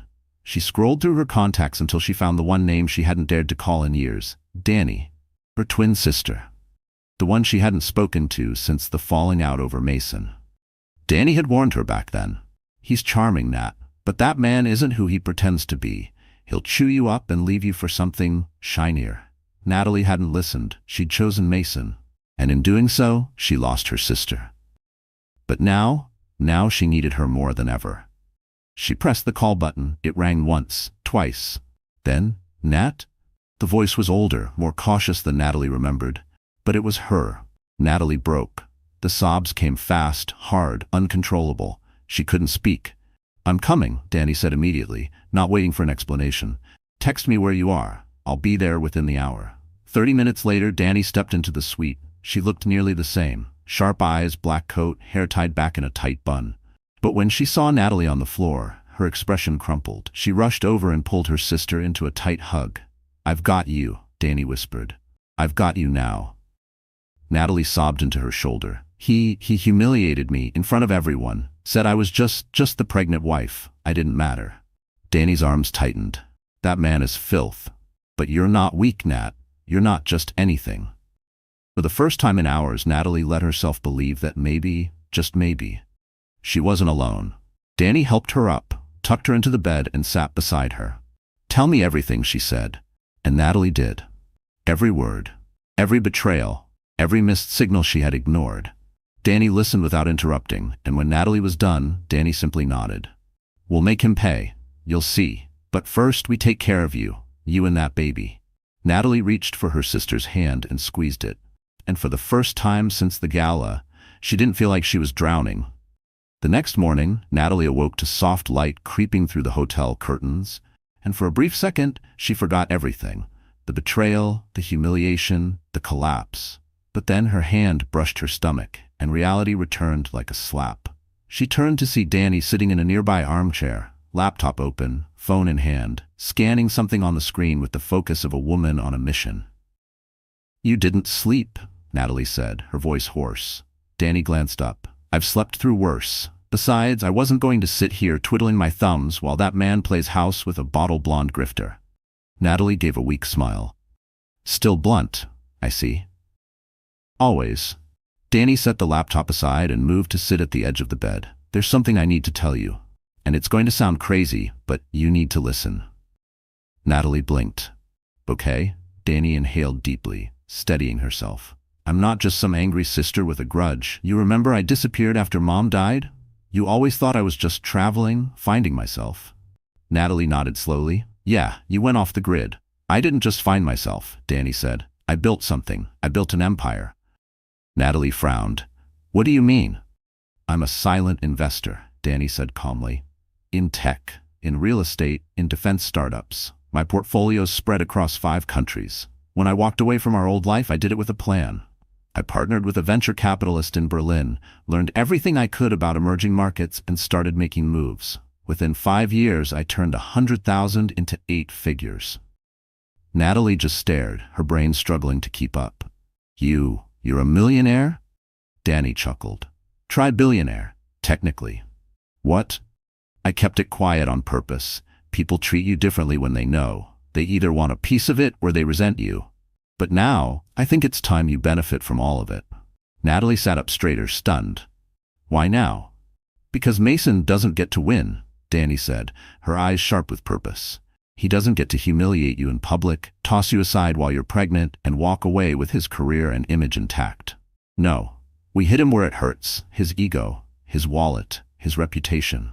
Natalie's head spun. I don't know what to say. Say you're ready to fight back. There was a long pause, and then Natalie nodded. I'm ready. Danny pulled her laptop closer. First, we exposed the Mistress. Natalie raised an eyebrow. How? Claudia Evans, age 26, she's not just a gold digger, she's a known con. Changed names twice in the last 5 years. Sued for fraud once in Miami. Charges dropped due to a technical error. She's a social climber who targets men in finance. And guess who her last boyfriend was? Ho. A hedge fund manager. Got fired after she leaked confidential trade data to a tabloid under a fake account. She vanished right after. Natalie's jaw dropped. Oh my God. Yeah, Danny said. She's toxic. And Mason's just her next step up. So what do we do with that info? Leak it anonymously. I've got connections at the Daily Ledger and Finance Wire. Both love a good scandal, especially when it involves women like Claudia infiltrating elite spaces. Natalie hesitated. Won't that make me look bitter? Not if it doesn't come from you. For the next hour, Danny worked like a storm. She drafted anonymous tips, attached background checks, and packaged it all in one encrypted folder. She pressed send. Now we wait, she said. And in the meantime, we get you a lawyer. Already have one, Natalie said. I was meeting with her behind Mason's back, just in case. Danny nodded approvingly. Smart. You're stronger than you think. Natalie gave a faint smile. You know what's crazy? For the first time in days I feel alive. Good, Danny said. Because the next part? It's where we take back everything. 2 days later, Mason Hale walked into his office building and was met with a sea of murmurs. Phones buzzed. Employees whispered. The receptionist couldn't meet his eyes. He brushed it off, took the elevator up, and stepped into the boardroom, only to be greeted by icy silence. What's going on? He asked. One of the directors handed him a copy of Finance Wire. The headline hit like a punch. New CFO's girlfriend tied to hedge fund leak scandal. Claudia Evans under fire. Beneath it was a full exposé. Photos, timelines, even screenshots of legal complaints. Mason's blood ran cold. And the kicker? At the bottom of the article, a damning question. How did CEO Mason Hale miss all of this? Back at the hotel, Natalie watched the news from the suite's couch, sipping tea while Danny scrolled through live reactions online. He's spiraling, Danny said. Board's calling an emergency meeting. He might lose his seat. Natalie stared at the screen. A photo of Mason and Claudia leaving the gala side by side, beneath the headline, Power Couple or Just Power Hungry. She smiled. It wasn't joy. It was justice. 2 weeks after the gala, Natalie stood in front of the mirror again. But this time, she didn't flinch. She barely recognized the woman staring back. And that was the point. Gone was the soft-spoken wife who waited for love and respect. Gone was the woman who allowed herself to be erased in silence. In her place was someone new. Someone fierce. Someone ready. Her hair, once long and loose, was now cut into a sharp bob, polished, sleek, unapologetically powerful. Her makeup was subtle but commanding, and the fitted navy blue blazer over her black sheath dress carved her into a silhouette that demanded attention. This wasn't just a change of appearance. This was armor. You look like a CEO, Danny said, leaning on the doorway behind her. Natalie smirked. That's the goal. Danny stepped closer, handing Natalie a folder. Media prep notes. Your speaking points are highlighted. Stick to the narrative. Don't let them bait you into emotional territory. This isn't about Mason anymore. Natalie took the folder. This is about me. And your baby, Danny said softly, her hand brushing Natalie's shoulder. They locked eyes for a beat, and Natalie nodded. I won't let him be born into a lie. That morning, Natalie stepped onto the set of The Morning Exchange, a nationally syndicated finance and lifestyle show that had requested an exclusive interview after rumors of Mason's scandal broke out. The public had seen the headlines, they'd read the anonymous tips, but they hadn't heard from the wife, until now. She was ushered into the studio by a handler who looked at her with reverence, not pity. You're very brave, the woman whispered before disappearing behind a curtain. Natalie walked onto the stage with the calm of someone who had rehearsed her pain into power. The host smiled. Natalie Hale, thank you for joining us.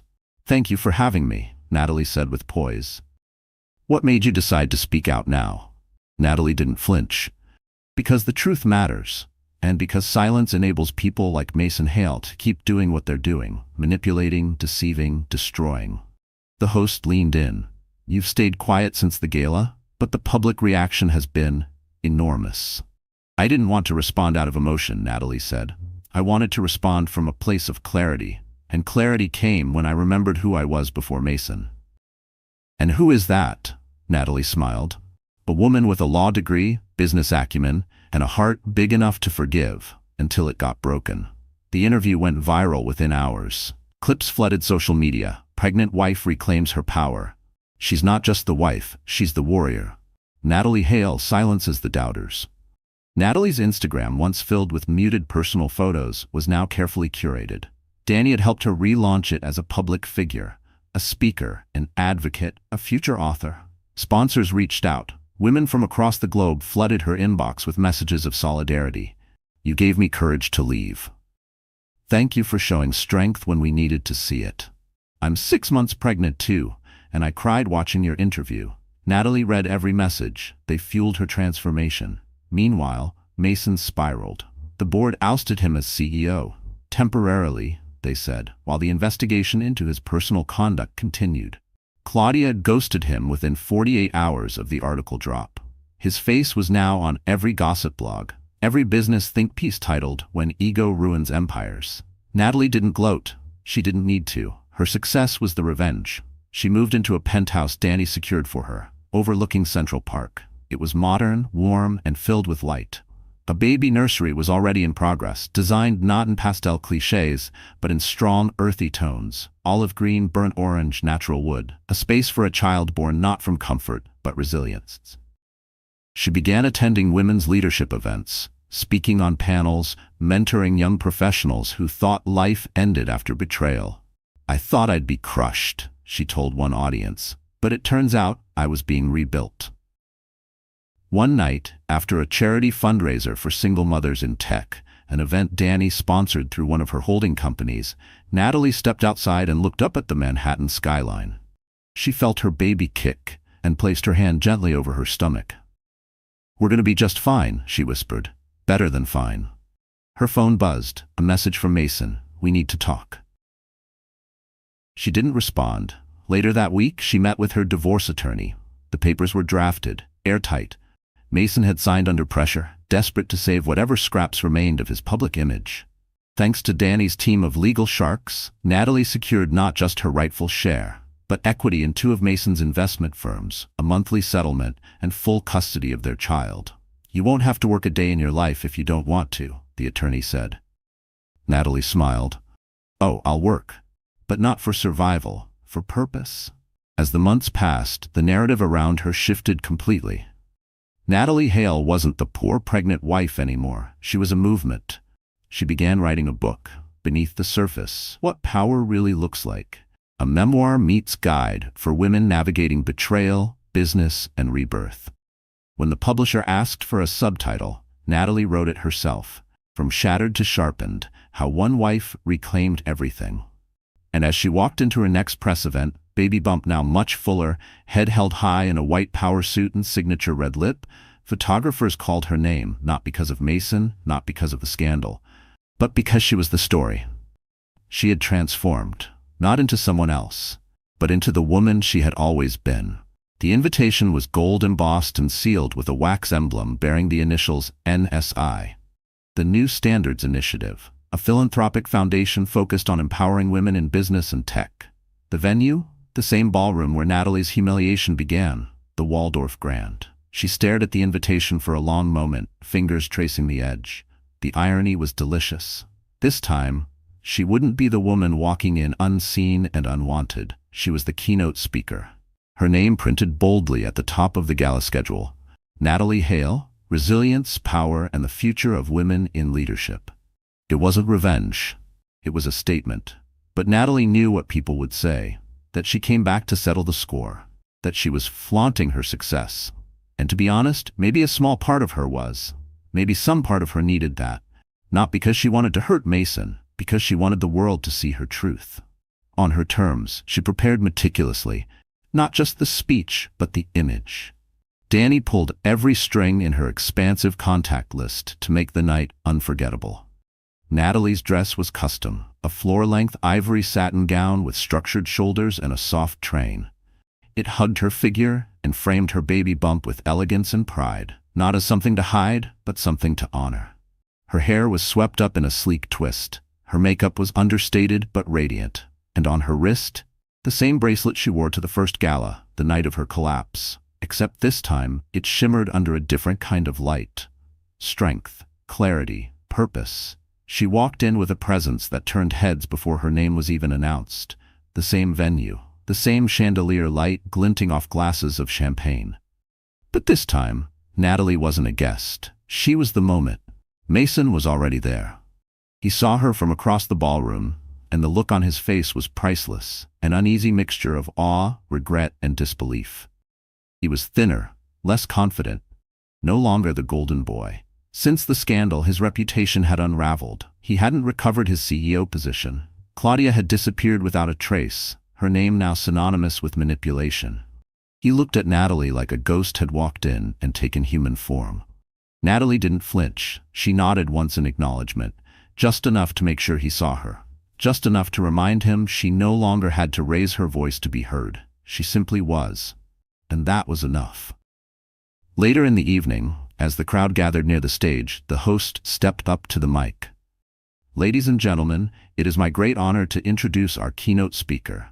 She is a legal strategist, a published author, and one of the most powerful voices in the movement for female leadership and equity. Please welcome Natalie Hale." The applause was thunderous. Natalie stepped onto the stage with steady grace. The room fell silent. She began. "I stood in this very room once before, pregnant, quiet, dismissed. I remember the sound of my heels on this marble floor, the weight of silence around me, and the feeling of being erased before I even opened my mouth." A hush rippled through the room. "But I also remember something else. I remember standing in that pain and realizing it would not define me, that I could rebuild, that I would rebuild. And tonight I stand before you not as someone who survived humiliation, but as someone who turned it into a launching pad." Another beat. Then applause. "I speak to every woman in this room who has ever been told she's just anything. Just a wife. Just a mother. Just an assistant. Just the background. Let me be clear. There is no such thing as just when it comes to you. You are not the footnote. You are the headline." The claps grew louder, fiercer. "Revenge is a word people like to whisper about women like me. But I didn't come here for revenge. I came here for remembrance. To remind you, power isn't what you take. It's what you own, and I own my story now." The audience stood, a full standing ovation. Some women wiped tears. Natalie's voice didn't waver. "This isn't about the man who left, it's about the woman who stayed in her truth, her power, her worth. And that woman? She's not going anywhere." As she walked off stage, applause still echoing, a reporter from Women in Finance Today rushed to her. "That was incredible. What's next for you?" Natalie smiled. "A baby, a book tour, and maybe a foundation." Later, as the gala wound down, Mason found her by the champagne fountain. He looked hesitant, older than she remembered. "You look strong," he said. "I am," she replied, her voice cool but not cruel. "I never meant for things to go that way," he murmured.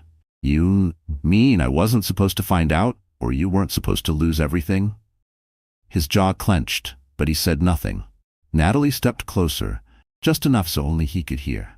"I'm not angry anymore, Mason. That would give you too much credit. I'm just done." She turned and walked away, this time with her head high and no need to look back. The morning light spilled across the windows of the penthouse, casting soft gold on the hardwood floors and ivory curtains. Natalie stood barefoot in the nursery, hand resting on her rounded belly, breathing in the quiet peace that had taken her months to find. The shelves were lined with books, not just children's stories, but copies of her own newly published memoir, Beneath the Surface. On the wall hung a framed quote, "Power is not given, it's remembered." It had been 6 months since the gala. 6 months since she stood in the very room where she was once publicly humiliated and took the stage as a victor, not a victim. 6 months since she reclaimed her name, her story, and her purpose. Her book tour was underway. Her podcast, She Rewrites History, had just surpassed 1 million downloads. And her new foundation, the Ava Initiative, named after her late mother, was already funding scholarships for single mothers and supporting programs that taught financial literacy to young women. But none of that compared to the joy of the tiny flutter she now felt under her hand. The life she was preparing to bring into a world she had once feared, a world she now controlled. The door creaked behind her, and Danny walked in, carrying a box of fresh baby clothes. "You nesting already?" Danny asked, smiling. "I guess I am," Natalie said with a laugh. "It finally feels real. You've built an empire while growing a human. That's kind of legendary." Natalie turned to face her sister. "You know, I used to think strength meant staying silent, staying composed, taking the hits and smiling through it. And now? Now I know strength means standing up, speaking the truth, even when your voice shakes. Danny nodded. Especially then. That week, Natalie was invited to speak at Columbia University, her alma mater. The auditorium was packed with students, many of them women, all of them eager. When she stepped on stage, the room fell quiet, waiting. She began with a story, not of Mason, not of the scandal, but of her childhood. Her mother working 2 jobs, her father fixing cars late into the night. She talked about ambition, disappointment, and how easy it is for women to shrink themselves to fit into someone else's dream. You don't have to be loud to be powerful, Natalie told them. But you do have to believe you're worth listening to. One student stood up during the Q&A, tears in her eyes. How did you do it? How did you stand there, 6 months pregnant, and not fall apart when the man you loved humiliated you? Natalie paused. I did fall apart, she said honestly. I collapsed in a hotel room and cried so hard I thought I'd never get up again. But then I looked in the mirror and asked myself, is this who you want your child to see when they enter this world? And the answer was no. She stepped closer to the edge of the stage. I didn't get strong because I was fearless. I got strong because I was scared and chose to rise anyway. The audience gave her a standing ovation. Later that night, Natalie recorded a special episode for her podcast, a message to every woman who had ever been dismissed, overlooked, or broken down. She titled it, Not Just Anything. She sat in her home studio, mic in front of her, lights low, her voice steady. I was once introduced as just the pregnant wife, she began. Those words were meant to shrink me, to reduce me to someone temporary, disposable. And for a moment, I believed them. But here's what I've learned. There is no just in womanhood. She took a breath. You are not just a mom, just a student, just a secretary, just the girlfriend, just the quiet one, just anything. You are whole. You are powerful, and you deserve to take up space. Her voice softened. I've received thousands of messages from women who said my story gave them the courage to leave, to speak up, to rebuild. But the truth is, you already had that courage. I didn't give it to you. I just reminded you it was there. She ended the episode with a line she would later have printed on t-shirts, mugs, and murals. We are not broken. We are building. Months later, Natalie gave birth to a healthy baby boy. She named him James. As she held him in her arms for the first time, tears streamed down her cheeks, not from pain, but from pride. This child, born from heartbreak, now cradled in love, a new beginning. She whispered into his tiny ear, "You'll know what strength looks like. You'll know what respect feels like. And you'll grow up learning that women aren't to be stepped on. They're to be stood beside." As Natalie stepped into the future, board meetings, book signings, bedtime stories, she carried no resentment, only wisdom, and a deep understanding that life doesn't end in betrayal. Sometimes that's where it truly begins. So if you're out there, reading this, listening to this, watching this, feeling like your world has fallen apart, remember this: you are not just anything. You are enough. You are the storm. You are the comeback. And your next chapter? It starts now.